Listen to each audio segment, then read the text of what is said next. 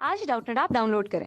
Doubtnut पर अपने सभी गणित, रसायन विज्ञान, भौतिक विज्ञान और जीव विज्ञान के डाउट्स का करो सफाया। बस प्रश्न की फोटो खींचो, एक ही प्रश्न को क्रॉप करो और तुरंत वीडियो सोल्यूशन पाओ। अभी डाउनलोड करें।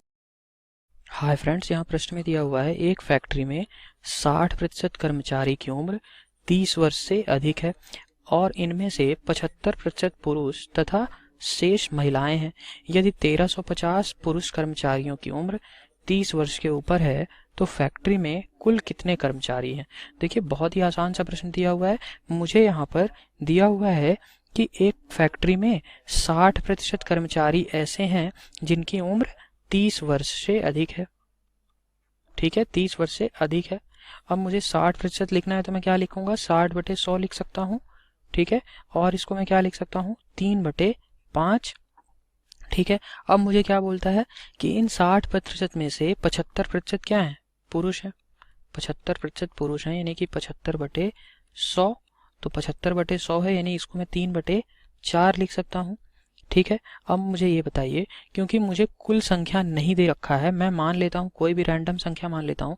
यहाँ पर देखिए, मैंने मान लिया कि कुल संख्या यहाँ पर ये, क्योंकि ये हर में क्या है 5 है और यहाँ पे 4 है, मुझे ऐसी संख्या लेना होता है जो कि इसका अगर लघुत्तम ले तो ये कितना आ जाएगा, 20 आ जाएगा। तो उसका कुछ गुणज ले लीजिए। तो मैंने मान लिया कि कुल कर्मचारी कितने हैं, कुल कर्मचारी 200 यूनिट है, 200 यूनिट या इकाई है।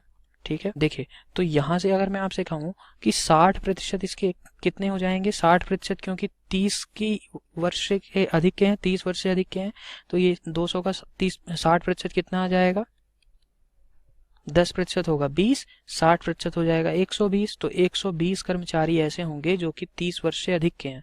ठीक है, अब यहाँ पर मैं देखूंगा कि पुरुष कितने हैं और महिलाएं कितनी हैं। तो मुझे दे रखा था कि 75% पुरुष हैं, तो 75% अगर पुरुष हैं तो 120 का 75% चाहिए, यानी कि 3/4 से 120 को गुणा कर दूं तो ये कितना आ गया, 4 से मैंने भाग दिया तो ये आ गया 30, और 30 × 3 यानी कि ये आ गया 90। 90 कर्मचारी क्या हैं, पुरुष हैं।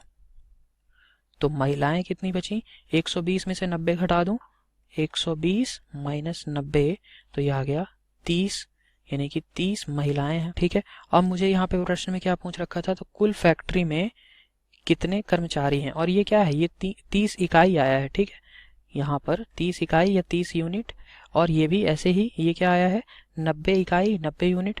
तो यहाँ पे मुझे पुरुष कर्मचारी पूछ रखा है, कुल कितने कर्मचारी था पूछ रखे थे। तो यहाँ पर देखिए, कुल कर्मचारी यहाँ पे कितने हो जाएंगे, जो कि 30 वर्ष के ऊपर हैं, 30 वर्ष के ऊपर वाले पूछ रखा है। ठीक है, तो यहाँ पर ये 30 वर्ष के ऊपर, ये 90 इकाई पुरुष हो गए या 90 यूनिट, और 30 यूनिट क्या हो गई, महिलाएं हो गई। तो क्योंकि मुझे दे रखा है कि 1350 पुरुष कर्मचारी हैं जो कि 90 इकाई के बराबर होंगे, तो मैं 90 इकाई बराबर क्या लिखूंगा, 1350 कर्मचारी। तो एक इकाई के लिए कितना आ जाएगा, देखिए एक इकाई के लिए ये वैल्यू कितनी आ जाएगी, 1350/90। तो ये वैल्यू मेरी आ गई 15।